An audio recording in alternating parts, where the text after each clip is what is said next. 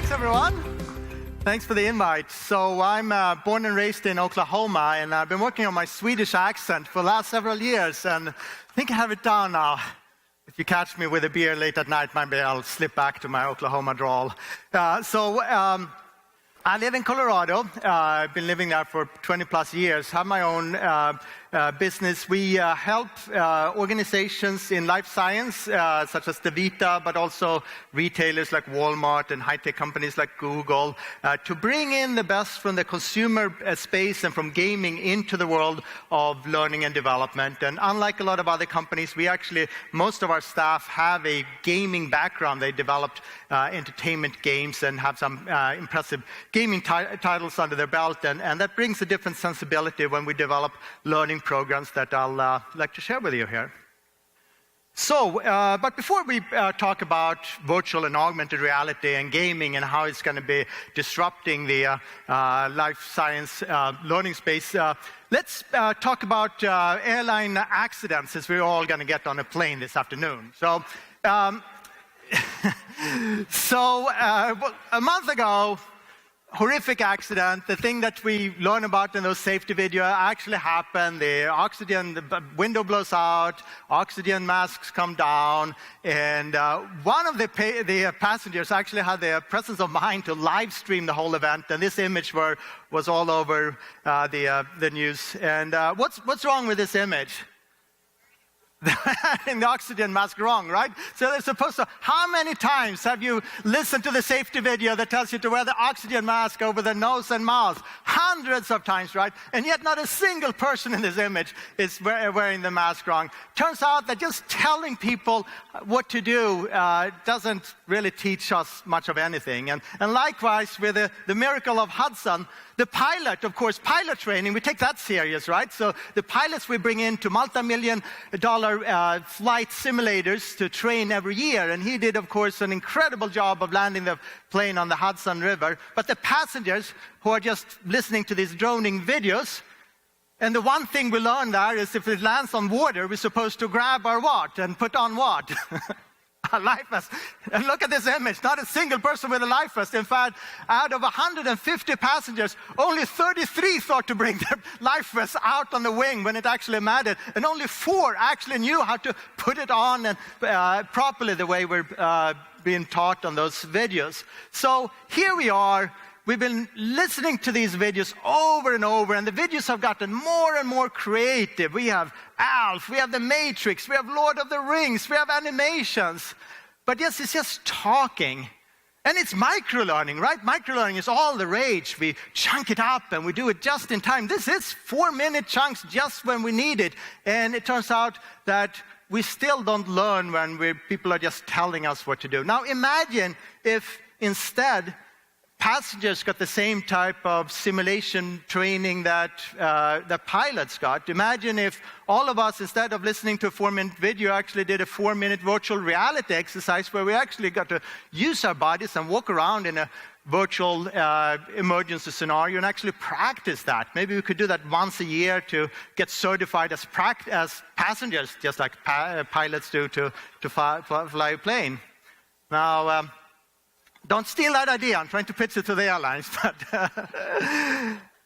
So we have that possibility now with a new emerging virtual reality technique. And this is one example of a project we developed for DaVita, the big dialysis company. It's a patient empathy experience where you get to walk around in a clinic and experience what that clinic experience is like for patients. And so you're physically walking around, as you can see this woman who just put on the headset for the first time, the very low learning curve, she figured out right away, and she can lean in, you can see your hands, so she's holding on to the hand controllers. So it's room scale and hand controllers, using your entire body. This is what she's experiencing in the headset, a conversation between caregivers and patients, and you get to respond, in this case, on behalf of one of the caregivers and experience this from the patient's point of view. You also get to walk around in the clinic. You click on the ground. You can physically walk, but you can also, to get further, click with a hand controller on the ground. And you get to practice cleaning up the clinic, keeping it nice and clean. So you physically, like you can see here, she's getting down on her knees and picking up a magazine, putting it up on the counter, and putting things in trash here later. And so the task here was literally to make cleaning fun, and this turned out to be the most fun part of this learning experience, is to just grab things and put it in the trash can, like you can see here. So the idea here was to really experience this whole clinic experience from the patient's point of view. And I think that's one of the killer apps for life science or virtual reality, is this idea of virtual reality being the ultimate empathy machine, of stepping into the body of the patient, experience the world from the patient's point of view. The other, of course, obvious application in life science is the idea of playing with scale and perspective, of going inside of the body.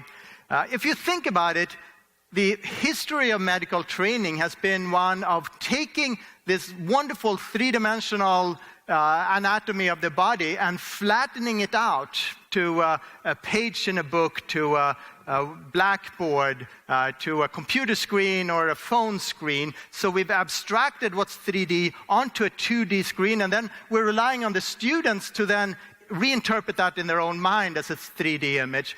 And with virtual reality, we can bypass that entire process. And that's, in fact, what this video shows. There was a cardiologist at Stanford who was tired of having to get up on a whiteboard every time to explain to a patient what was going on in their heart. So instead, he just put on a headset now, and they can actually step into the heart and experience it. And so experiencing the body, or even at the molecular level, is perhaps the second killer app of VR. And the third one, of course, is procedural trainings.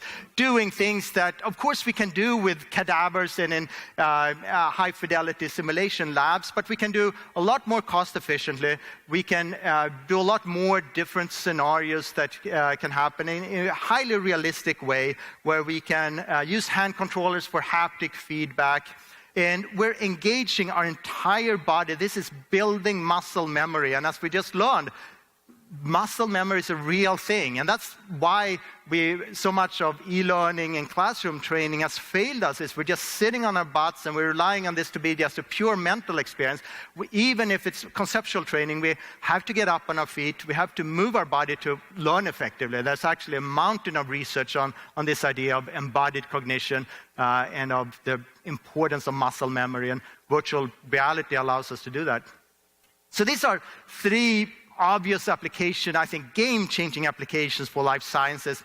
Of course, beyond that, there are the various treatment applications, and while we're not in that business here, I thought it's interesting to just touch upon those, because I think it's just mind-blowing how VR is used, for instance, for various phobias. Turns out the only way to address a phobia like fear of public speaking or fear of height is to actually stand in front of an audience or get up on a high building. But doing that in real life is, of course, a scary thing. And in VR, you can do it in a safe environment. Even for PTSD syndromes, it turns out that it's more effective to go back and relive the source of the trauma in a virtual reality experience than just having a therapist talking you through that experience. And for pain relief, it's proven to be more than twice as effective than narcotics. For instance, for burn victims that are going through painful rebandaging, you put them in a VR winter wonderland where they're throwing snowballs at penguins, and they forget about their pain. Even treatment of lazy eye syndrome has been proven to be more effective than the traditional eye patch treatment. It's been proven to actually rewire the brain. So along here comes a new technology that in a very literal sense is taking us out of our bodies, making us not feel pain in a more effective way than narcotics do, that is rewiring our brain. This is a technology that is squarely aimed at our profession and is going to have profound implications for what we do. This is, in fact, probably the ultimate training machine. And research has shown that repeated movements in virtual reality causes change in the brain structure, which in turn improve performance in the real world. And this, of course, is a trailer of Ready Player One, the Spielberg movie. Have you guys had a chance to see it? How many have seen the movie? I recommend it. Good movie, and it's a good way to get word out about what VR, even if everyone hasn't tried it yet, at least has seen it. And the funny thing about this is supposed to portray a world, I think, 2045 or something, but it's really describing the VR technology as it is today. Yeah, the VR headset is a little slicker here. It looks more like a ski goggle, but what you can do in VR today is pretty much what's described in this futuristic movie.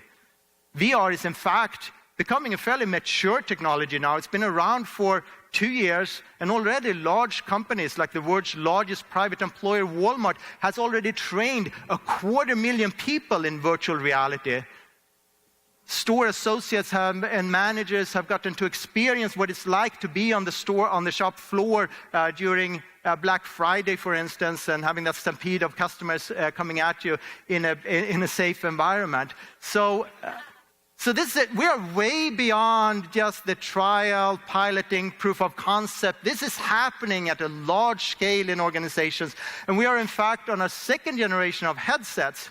So the first generation were the ones that you saw out here on the floor, the Oculus Rift and HTC Vive. They're awesome headsets still, but we now have headsets that don't need those external cameras to be set up. They have inside-out tracking, so you just plug in the headset to a PC and you're ready to go with room scale and hand controller. And on the lower end, of course, you still need a gaming laptop, but you only need a $400 headset to hook it up to. And on the low end, we now have headsets for $200 that actually have a better resolution than the headsets that you saw out on the floor here who've been around for the last 2 years. They don't have the 6 degrees of freedom that you saw in some of these examples, where you can get down on your knees, where you can reach out. You can't see both of your hands. You only have one hand, and you're kind of using it as a laser pointer. So it's a little more limited, but it's going to get there. And for $200, that's really going to break down a lot of the barriers for implementation. We're now at the point where this is something every sales rep can keep in their backpack and put on the head of a customer, or in a class, you can equip everyone and have them all do VR at the same time. So all of the big tech giants are now making this a strategic priority. They're pouring in billions. We're seeing this cadence of probably every other year now, there are going to be a new generation of VR headsets, but much like with our phones, the old ones are going to work just fine. So there's really no reason to wait. However, of course, in the consumer space, VR has still been a bit of a bust, and you've heard a lot of disappointing articles. It's still not in everyone's living room. And that might be fine. Maybe this was never meant to be something that should be in everyone's home. But I think it's absolutely going to change everything that we do in training, and that shouldn't stop us. What is changing, though, what is really taking off in the consumer space is, of course, mobile training.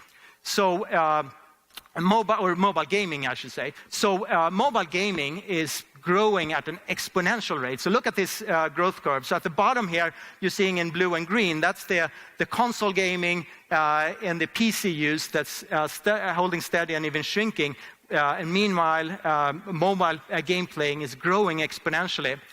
So in fact, the mobile phone has become this sort of gaming console now. You can play AAA type games right on your phone. And yes, it's more women than men that are actually playing these mobile games. So here's another huge opportunities for us to develop game-based learning experiences that are really designed for the mobile, not just shrinking down e-learning programs to a mobile screen, but games that take advantage of game play that you see in commercial games. And here's an example of one we developed for Walmart that just was unveiled last week. So it's a game similar to Sims or Clash of Clans or Game of Wars or other popular mobile games where you start in the background. This is all played on the phone, just touch screen. You start in the background, you're stocking your cart, you bring it out to the grocery section, you're the department manager, you're stocking shelves, you're interacting with the customer. There's a 10-foot rule. If a customer comes within 10 feet, you stop and help them, you take care of spills, and there's a clock ticking down. So like any good game, there's a time lock, and there's a score here, there's an inventory score, there's a customer satisfaction score, and a sales score. And this has turned out to be extremely sticky when in tests so far, people who play it, they don't even want to put it down when we have these focus group interviews, and they've volunteered that they want to play this even outside of their own office, of their own work hours. So I think this are the type of gaming experiences we have to aspire to really change behavior and increase repetition. If we can have mobile gameplays that people will actually play and pull up, this might be the magic bullet for microlearning. And if you're doing something more conceptual, like many of you do, like sales training, here's an example of one we developed for KPMG, where you're going to other planet. And in fact, one of the clients here was a hospital chain, and you travel to the Medtron planet and sold them. It's still, the conversations are still about Oracle implementations. It's very serious stuff, but it's a fun-filled experience. So this is a true game experience where you have a strong sense of storyline. There's a gaming aesthetics around it. It looks and feels like a game. There's a level progression. You start simple, you get more sophisticated as you level up in the game. And frankly, I don't see much of that. There's a lot of simulations out here, but we have to get more serious, because we have a new generation of workers coming to our workforce now who have literally spent more time playing games than they've spent in school, and we have to find ways to cater to them. Of course, these are games played on the mobile used as a screen. Now, what happens when you don't use the mobile as a screen, but a lens to the world? And that's the promise of augmented reality. When you're holding up the phone and it becomes this magic lens that brings things to us. And we've seen some glimpses of what we can do with that here, but we really have to challenge ourselves to look at how we can take the real world and the virtual world and create this magic, do things that we couldn't do in any other way. And that can be very simple, practical things like location finding. How many hospitals could use a good indoor location finding for where to find the right place to go to? Or it can be guidance where you're holding it up to an EKG machine and see step-by-step instructions on how to do a piece of repair work. Or it can be 3D visualization of the heart. You all have actually this heart, it's called Insight Heart, on your iPhones. You can pull it up and play around with it. And the power of this is, of course, that it's building on a base of 2 billion phones now have this new augmented reality capability as of just last October. So this is the new world that we're living with. This is the immersive computing continuum. We're starting in one end with a virtual reality that divorces us from the world around you, which is this flight simulator for just about any task, or a virtual empathy machine where we want to step into the body of a patient, for instance. In the middle, we have the mobile gaming experience that will provide the reps and set the repetition of any type of skill. It might be the magic bullet for microlearning. And at the other end of the spectrum, we have augmented reality, the performance support, pulling up the phone and being able to have advice superimposed on the world around us. And this is the challenge, to embrace these new technologies and not just shoehorn what we've already been doing in the classroom and on the desktop, not just repurpose what we're already doing, but instead of doing old things in new ways, doing new things in new ways, creating new, unique experiences that really embraces these new immersive computing technologies and do create completely new learning experiences. Because in the end, what we're going to be judged on is, were you the guy or gal who trained Captain Sully to land the plane on the Hudson River, or were you the gal or guy who trained the 146 passengers who didn't know how to put on the life vest correctly? Thanks.